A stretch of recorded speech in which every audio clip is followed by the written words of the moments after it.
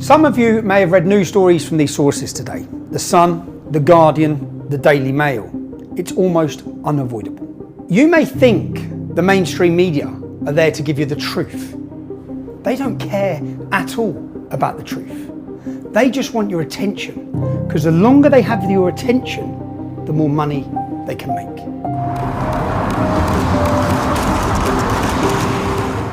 Do the mainstream media care about finding the truth?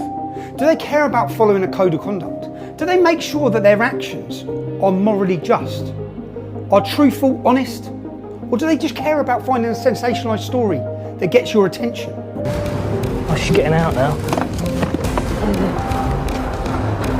These are the big game hunters of the 21st century. With the right picture at the right time, netting thousands. Come on, boys. Their pursuit is relentless. Hey, we can have a Big Mac, please. There's a price on the head of every celebrity, and almost anything goes to get it. But are they selling out their morals for money? She's got track marks on her arm. And is this any way to make a living?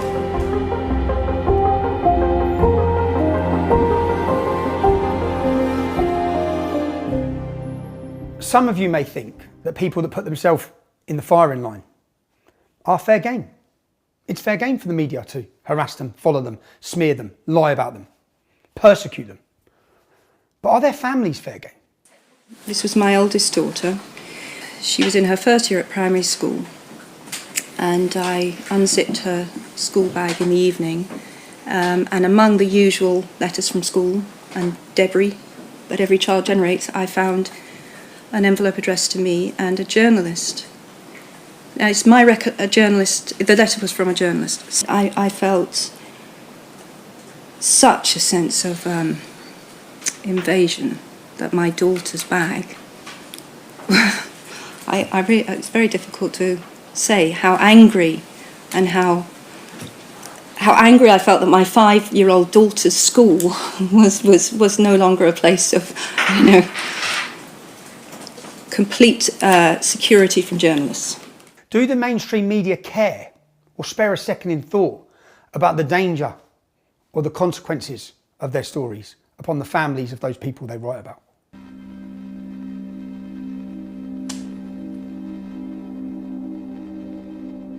I worked for the News of the World. It was the biggest selling English language publication in the world. Politicians bowed down before us and asked for our blessing. Margaret Thatcher, Tony Blair, and then right at the end you had Cameron. Got down on bended knees and please make me Prime Minister. And that gave us impunity to do anything. So you sometimes feel like you've become the poster boy for tabloid sleaze. Yeah, is that a bad thing?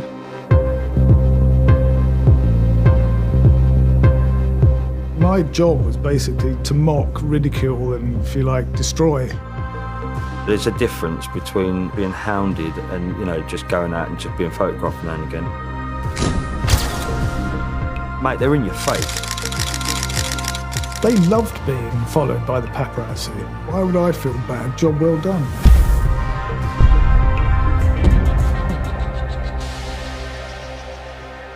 News of the World and papers like that, they was absolutely ruthless. Let's have a look at this headline by the Daily Mail once again. Fury of female police officer who was assaulted by Ant Middleton. Now the truth is, this has never happened. Ant Middleton has never assaulted a female police officer. Now look at the comments the public take from this deceiving headline. I think we'd rather not have a guy that assaulted a woman as mayor. And then let's look at Ant Middleton's response. Get your facts straight and look up the term. I didn't and would never lay a finger on a woman. This is one of the reasons I'm running to hold the media and journalists accountable for misinformation. Now, Ant Middleton now has to spend his time defending himself against something that's never happened because of the deceitful headline of the Daily Mail. And it's not just Ant Middleton. Let's look at Joe Rogan, when the media turned the guns on him because he dared to speak out against the forced vaccinations during COVID. CNN is saying I'm taking horse dewormer. Rogan telling his 13 million Instagram followers that he was treated with several drugs, and he included ivermectin on the list, a drug used for livestock. Rogan said the word ivermectin. Yes, that's the deworming medicine made to kill parasites in farm animals. Why would they lie and say that's horse dewormer? So things are clearly bad, but they're being made even worse by people who have refused to take the vaccine and instead are swallowing horse paste. Wait a second. He said that he got better because he ate cattle dewormer. They must know that that's a lie. You have individuals like Joe Rogan, for example, who don't want to take an experimental vaccine but will take horse dewormer. Ivermectin is often used to deworm livestock. Ivermectin apparently given to deworm animals. It's a lie on a news network, and it's a lie that's a willing... That's a lie that they're conscious of. This is not a mistake. Yeah. They're unfavorably framing it as veterinary medicine. They keep saying I'm taking horse dewormer. I literally got it from a doctor. Does it bother you that the news network you work for out and out lied? Just outright lied about me taking horse dewormer. They shouldn't have said that. Why did they do that? I don't know. Now, if you have enough money, you can challenge the lies and the persecution that the media aim at you. Let's look at J.K. Rowling when she won court cases against, once again, the Daily Mail for their lies that they told about her, but also their illegal, invasive photos they took of her children. So what you've seen is they don't care what they do. They will attack anyone in any way to get their headline story. Ultimately, we were kids that had been thrown into a lion's pit. So I was in Russia having some food. In come these really attractive Russians that was slightly odd. Why were they there? What's wrong with a honey trap? Did it all the time. Go shag him, 10 grand tomorrow morning when you tell me about it. I didn't do that. But it's very likely that we might have done something like that. I do remember the headline, 5-star Richie undid my skirt with his teeth. Almost like a porn story. The fact that Richie is in a relationship with someone as hot as Billie Piper and then he goes to a bar and cheats on her, that makes it a much better story. Now, if they're willing to do that and take those tactics against young boys who are singing songs, what sort of tactics do you think they're going to use against someone like me? Someone who's confronted the establishment and the media about their failures and their lies.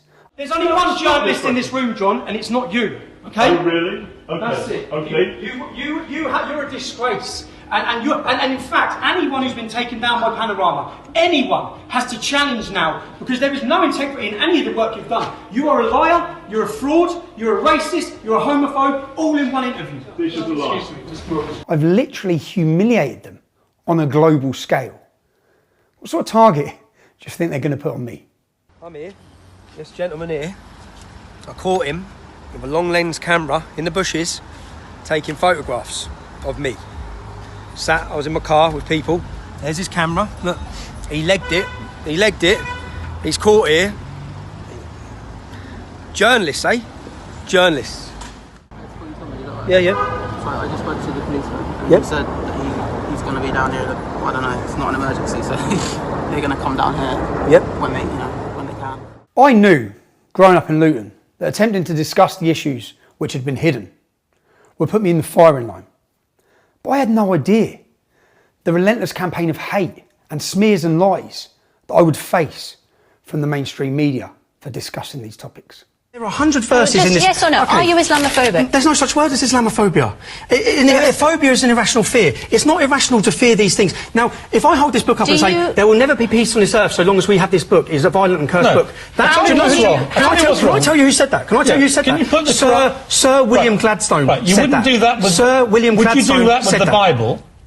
Show some respect. Show some respect. Show some respect. Have you read this book? For people. Have you read this book? There are over a billion people. There are 100 verses in this book that incite violence and murder against us. Show some damn respect for people's religious beliefs, right? I should show some respect for a book that incites murder against me and put it down. And calls me an animal. No, I won't put it down. In a free democratic society, you should be free to speak about these issues without a total campaign of threats of violence, intimidation, physical violence, lies, smears, relentlessly targeting not just me, but my loved ones. Over the last 15 years, I've not been judged on what I've said. I've been judged on what the media say I've said. It may be a surprise to many of you if you've only read the headlines from the mainstream media. I've never even been arrested or questioned under any hate crime legislation, racism, extremism, or anything. Can you, as a journalist from Mail Online, please just justify how I'm far right? What part of my views? Your views? Well, you've expressed views against Islam and extremism. And that makes me far right? Well, a lot of people's eyes. And it's not just that, it's your association with people that go to these kind of rallies. Okay, so... But look, that's it, Tommy. Hold on. I've got to go, Tommy. No. I've given you enough. You haven't given me enough. No, it's the people that go to these sort of rallies. Oh, so a football stadium has a few hooligans. Does that make the owners of the football stadium hooligans? No, it doesn't. No, so what are you talking about? Look, I don't really want to say anything else, Tommy. Oh, you don't? Oh, you don't? But you're a journalist. Yes, I am. Oh, you're not? So let's have a conversation. Let's sit down now and let's have an interview. I'll speak to my news desk. No, don't speak to your news desk. And I'll come and speak to you. I don't really want to do it because I don't want to. Why not? Because you've got no answers. Your paper ran a big headline saying I was a racist. Can you back that up? Can you explain that? I don't want to say anything. No, come on, just explain how I'm a racist. No. You have to realise that you've had this tag. By you? By the media. Yeah, by the media, yes. Right, but you are the media. Right. The consequences for a celebrity under attack by the mainstream media may end up resulting in their divorce or the public changing their opinion on that individual. Whereas the consequences for someone like myself, who spoke about the issues I have, they're far more severe.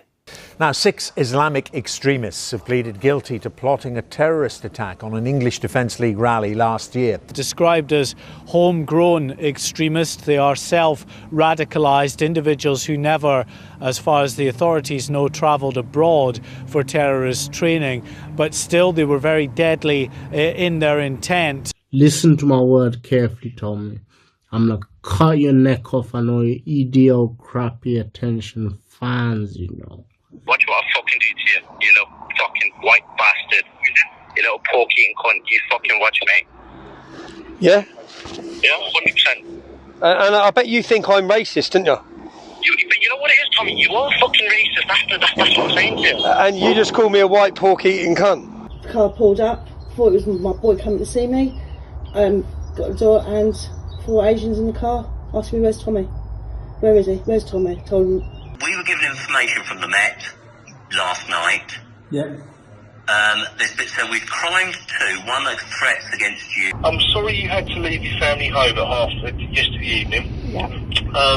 This morning it featured on our management meeting this morning. This job came up, and they're trying to apply the right amount of risk to it. Does that make sense? These people who are threatening me, there's 5 different videos. They're not just making tweets, which Sadiq Khan, don't you have 800 officers working on hate speech tweets and messages? Well, this is in your London. I know where one of these people live. I went and found him last time, mentally disturbed. You know, whenever there's a terrorist attack and you say someone mentally disturbed, well, this jihadi sympathiser, this man who was radicalised, as he says, by Ali Dawah, he's making phone calls saying he's going to slash my throat whilst on the phone to Ali Dawah. Basically to inform that a group call themselves Antifa UK. Yeah. Heard of them? Yeah. To be honest, I kind of haven't. And Antifa Dundee, it basically says they're planning to help possibly kill Tommy Robinson because they know where he lives and want to silence him. They've got their hands on, it says they've got hands on some AK-47s, make petrol bombs and stuff. And allegedly said they're going to put these petrol bombs through your door when he sleeps. 4 o'clock in the morning. Well, it's nearly 4 o'clock in the morning. And the police have just been round. And Al-Shabaab, you know Al-Shabaab? And apparently they've released a new terror video. And I'm on it. This is what they've given me. Which says, we are in receipt of the following information which suggests your personal safety is now in danger. Although Bedfordshire Police will take what steps it can to minimise the risk, the police cannot protect you from this threat on a day-to-day, hour-by-hour basis. All I'm thinking about is my wife and what she's going to say to this. What do you think she's going to say? She's going to be terrified. She's just not going to be happy. Understandable, you know what I mean? worried for the safety of the kids and the family. There was an array of weapons in the boot. That included 2 sawn-off shotguns, samurai swords, machetes, an array of knives, an improvised explosive device that was made up of one of these big pyrotechnic type fireworks that you get at professional displays, and that had been packed full of gunpowder and 450 odd pieces of shrapnel, including nails. The police have been contacting me to meet them. The reason they need to meet me, but they don't just need to meet me, you see, they need to meet my wife because they need to give us Osmond warnings. Another 2 Osmond warnings. I've had 12, between me and my family, 12 government official Osmond warnings. An Osmond warning is a warning given when police or government have intelligence of serious threat and plans to end life. Some people who disagree with my politics or feed off the mainstream media lies about me may think I deserve to be threatened or physically attacked. But what about my innocent family? You'll get your fucking kids, yeah? I'll tell you that, I promise you that. I'm gonna drop your kids on a list then, alright? So that you fucking feel, you motherfucker. You're leaving me now to be in imminent danger by Muslim gangs that are driving around looking for my property. As a person, if you feel in danger, then you can move or go somewhere else. Excuse me, can I just say something? I have just moved. I've been here 3 days and I've had people turning up at my house. So please do not sit there and tell me I'm an adult and I can make the decision to move house again. I've moved house 8 times in the last 8 years. I can't help that, and I'm not responsible. No, but you can't help that, but you're refusing to help that. And on that note, see, on that happy note, oh, by the way, Tommy, I am going to mince your kids, mate. For time purposes, that's just a little snippet of what we as a family face. Constantly on guard, especially when I'm in the UK. But there's one time that I get to enjoy and relax with my family, and that's when we're away on holiday.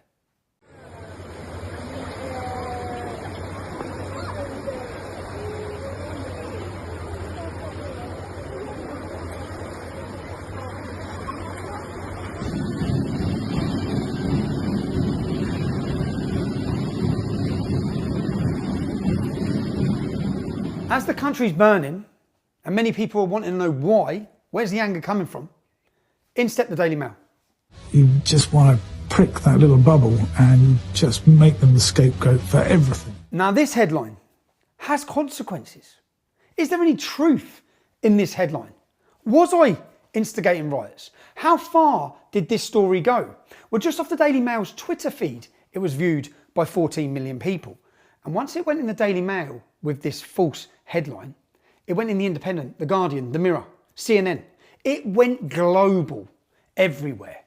Who was causing the riots? Why were people rioting? Because of Tommy Robinson.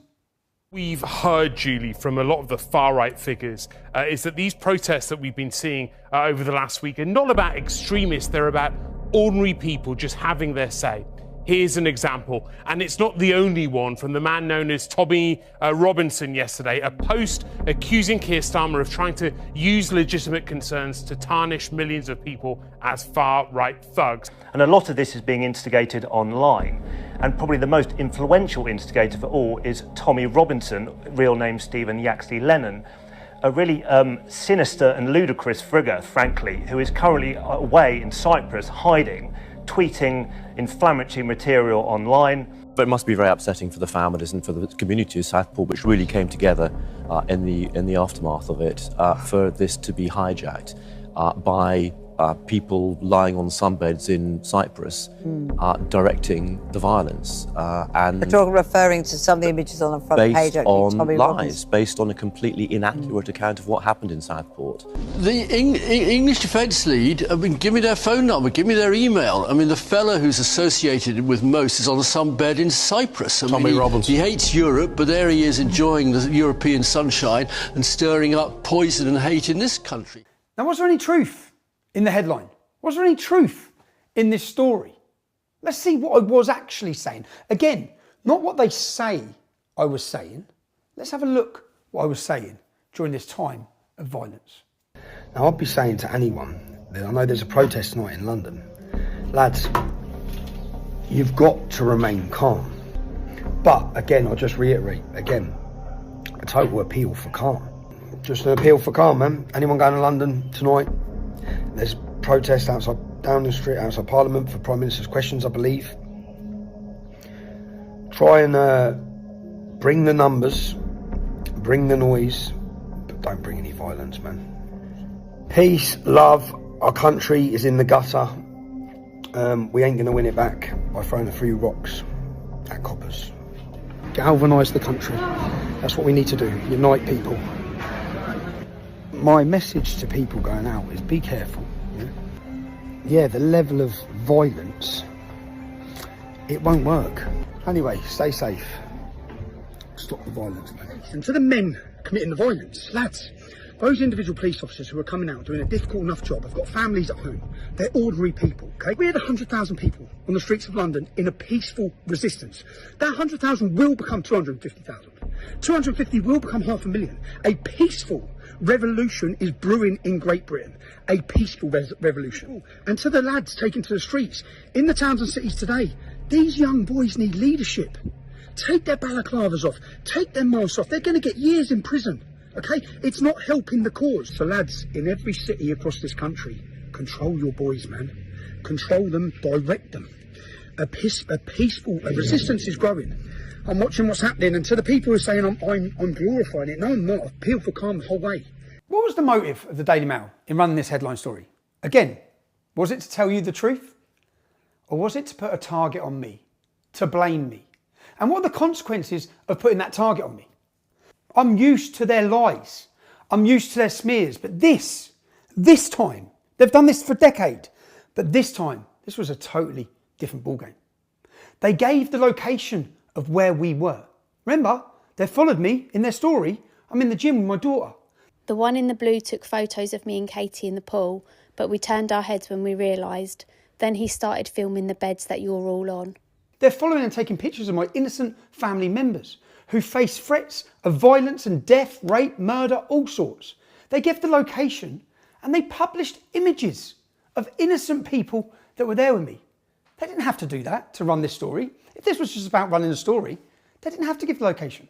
What were the consequences the next day after this story broke globally? Not just in the Daily Mail, because once they run it, it went global. Every single newspaper in the entire country run this as headlines, breaking news. They put a target on me and told you, the public, they lied that I was instigating the riots and the violence on the streets of the UK. Now the next day, this was only the second day of my family holiday with 4 other families, but the next day, groups of men began turning up at the hotel. Threats against the hotel. The hotel manager come to see me, and then the owner turned up and begged me to hide in my room because they were scared about the threat of violence to the people in the hotel. And that's what I had to do. All of this could have been avoided if the Daily Mail just didn't give away the location. So why did they give away the location? If they didn't publish images of innocent family members, this is the reason I was frustrated. This isn't the first time. This is continued from the Daily Mail. I can rewind to my last holiday with my family, where again, they've done exactly the same. That's why you're here harassing my family. No, I haven't harassed your family. Yes, you have. You've come here taking pictures of my wife and children. Taken your pictures. You've come here and endangering my family's life. No, I haven't. Yes, you have. No, I haven't. You've come all the way out here to disrupt my family's holiday. I haven't. Yes, you have. You've come out here so you can take photos and endanger my family. No, it's not endangering your family. Yes, it is. Now, I spoke to the Daily Mail editor when they'd done this in 2018. And he agreed to not share images of my children or my family. In 2024, they knew exactly what they were doing. The woman that you've been in there photographing, my wife, been photographing. They gave her a paper to say there's intel for acid attacks on her. They also visited my mum. You've also been knocking at my mum's door. I haven't. No, your paper has. I don't know. With I don't cameras. know about that. I can't tell you that. No, you have. You have. How would you like it? I've now got a picture of you. I know you have. Yeah, Shall I find you and your family? Shall I? Shall I come with a camera? You got kids? I have got a kid, yeah. Shall I come with a camera to where you are? Because I will find out who you are after this video, you know that. Yeah. Shall I come outside your child's school? Shall I do that? Would that be fair? Would it be fair if your wife, would it be fair if I find you and your wife laying on a holiday, trying to have a holiday and relax? Would it be fair for me to turn up with a camera? Tell me, just answer me the question, would it? But I again question them about whether it would be fair for me to do that to them. All I done after years of these lies and these smears, and I did it this time because they've now endangered my children. Hey, Tommy Robinson, hey, you wanna fucking play rough, hey? Okay, come on. You wanna play rough? I'll blow you away, you fucking cockroach. Idiot, we're coming to fucking blow you away, you motherfuckers. Tommy Robinson, I got a message for you, you little fucking cunt, yeah?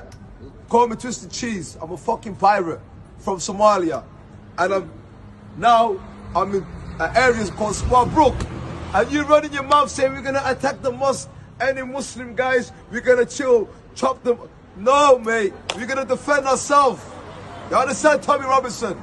We got pirates in every corner, Muslims in every corner. Takbir! Allahu Akbar! Takbir! Allahu Akbar! Tommy Robinson, listen, us Muslims, we live only to die. L-O-T-D. You get me? We wanna die. We wanna go to our Lord. You understand? We're running for death. Bow, bow, bow. And after the fake news headlines of the Daily Mail, the threats weren't just coming in against me and my children. Police went to my mother and father's house, who are pensioners, and gave them an Osman warning that there are now threats and dangers to their life. These are all the consequences of that fake news story. My children are no longer infants, so when stories and lies are spread across the internet and people react to them, my children are now of the age where they're reading them. They're seeing the consequences themselves. Here's a message from my daughter to her mother the day after this headline story. Mum, I can't sleep. I'm really worried and upset. I've been seeing loads of videos of people saying they're going to kill Dad's whole family and raping us, and even about Nan. I hate it so much. You don't understand how worried and upset this stuff gets me. Hear me out, yeah? Anybody who's on holiday, yeah, and ever bumps into Tommy, bro, just do him, bro. Just do him. I'll make a video and you'll be famous. Alright, listen, where's he gone? Because I swear to God, yeah, I don't mind booking a flight to where he's gone, you know. And do you lot want to know something mad? Do you lot want to know something crazy? Yeah? He's gone on holiday in Cyprus, yeah. I'm surprised what's happened to him. So during the 2 days when I was on holiday with my children and they're facing threats and violence and all this is happening, I contact the Daily Mail journalists. I let them know that I plan to do a follow-up story where I bring a camera and I question them and I video them.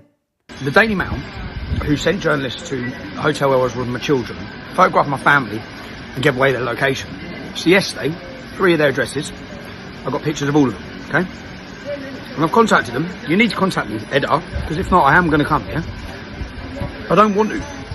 I've made this clear. I don't think that's right. I don't think it's morally right, and what you've done is totally wrong. You have destroyed a family holiday when I was with my children. So let's get the record straight.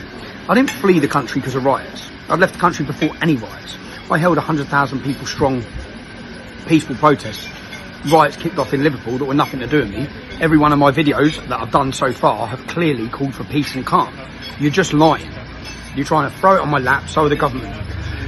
But what you've done with my children, you upset their holiday, you ruined their holiday. Okay? Now you're all saying I fled Cyprus. Okay? Yeah, you've broke up my family holiday. So I want to ask you the question. You come where my children were and you give their location. Is it, what's good for the goose is good for the gander. Is it fair that I do that to you? See, I'm not a morally bankrupt wanker. You know I've got images of everyone in your family. You know I know the locations of where you are. Yeah? I'm asking you, is it fair for me to do that? If the answer's no, then stick to a rule book, lads, yeah? You know when I've done my investigation into a 5-part series of Muslim rapists, and I had 3 girls saying they're rapists, and I went to find those men. Do you know how many times we had surveillance on them there with their kids or their missus or their mum, and we didn't approach them? And do you know how much that costs when you've got a surveillance team, security team? Do you know we put that, left it? Nope, he's with the family. Nope, kids are there. Nope. Unfortunately, yeah? Because it's nothing to do with those innocent members of the family. Certainly not to be recorded or to leave everlasting damage in their minds when you're confronting people to ask them questions. Now, you haven't thought about that with my kids, yeah? Who have been upset for days now, who you've ruined their whole event. Maybe you think this is the first time the Daily Mail have done this. The first time they've took part or participated in something that could possibly endanger my family. Not me, but my family. Well, no, remember this guy? Tommy, I am going to mince your kids, mate. When he attended my family's home to live stream their address to the public, who attended that property with him? That's right, the Daily Mail went with an extremist to live stream my family's home and put them in imminent danger. Now, out of everything you've seen, I now face prosecution. I have been charged criminally. I face 10 years in prison for saying I want to take my camera and ask these journalists a few questions. The evidence used to prosecute me is me telling them I'm going to come knock on your door with a camera and ask you questions. Bearing in mind everything you've seen. You've seen the way they behave. You've seen the way they act. I made it very clear to those journalists and their families, I will not share images of you, the families, the innocent families, and I will never give away their location. Because I know that that's not right. And I've made it clear time and time again that I wouldn't do that. But yet, apparently, out of all of this story that you've seen, the victims in this, it's not my family, it's not me, we're not the victims. The victims are the journalists who travelled on my family holiday, took pictures of my family and gave away their location. They're now the victims and I'm now the perpetrator. I face 10 years in prison. There is no free speech and there is no free press. When they want to target someone who upsets them, embarrasses them and exposes them, they then use the weapons of a totalitarian state, the media or the judiciary or the police. They all come together and now I will have to fight over the next 12 to 18 months through the courts in this country at the cost of tens of thousands of pounds to stay free. I face prison for attempting to ask journalists some questions. 2025, Great Britain.